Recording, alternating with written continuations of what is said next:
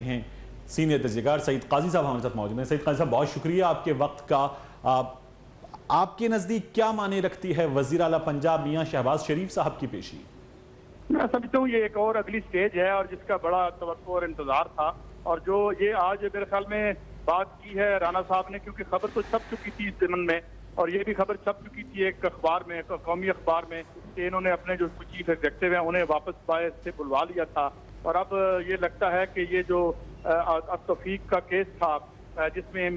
C M Punjab کا بھی نام تھا، جو کہ لندن ہائی کورٹ نے ٹیک اپ کیا تھا، اور اس حوالے سے پوچھا جائے گا، کیونکہ بنیادی طور پر ایشو یہ ہے کہ اسٹیبلش یہ کرنا ہے کہ کیا یہ پراپرٹیز جس طرح کہا جا رہا ہے، جو کلیم ہے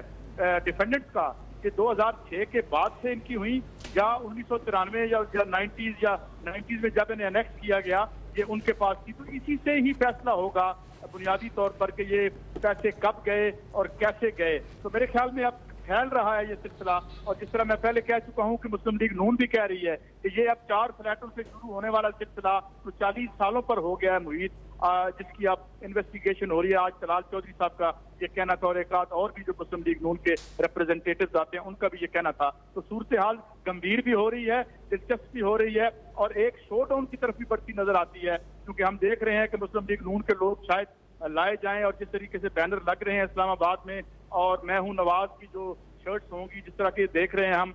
تو یہ معاملات اب لیڈرشپ جا رہی ہے کیسے فیس کرتے ہیں قانون کو، اور جو ان کا دعویٰ تھا کہ قانون کی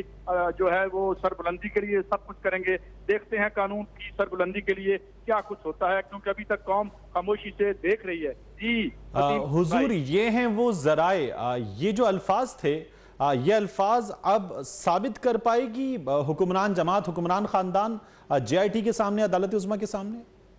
مسئلہ یہ ہے کہ یہ اب فکرہ ریلیونٹ نہیں رہا کہ یہ ہیں وہ ذرائع۔ مسئلہ جو اب ہے کہاں ہے وہ ذرائع،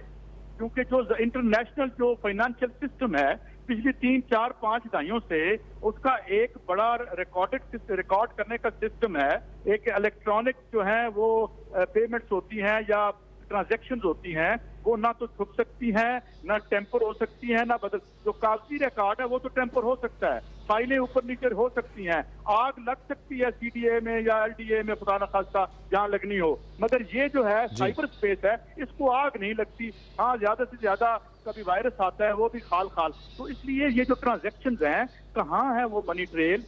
وہ اس کا معاملہ ہے جو اس طرح چل رہا ہے، اور میرے خیال میں اب یہ بتانا پڑے گا، حالات اور کانفلکٹ اس نہج پہ پہنچ گئی ہے کہ اسے ریزالو ہونا ہے اور اس کی قیمت کسی کو دینی ہے۔ جی صحیح، سعید قاضی صاحب بہت شکریہ آپ کا، آپ کے تجزیے کا۔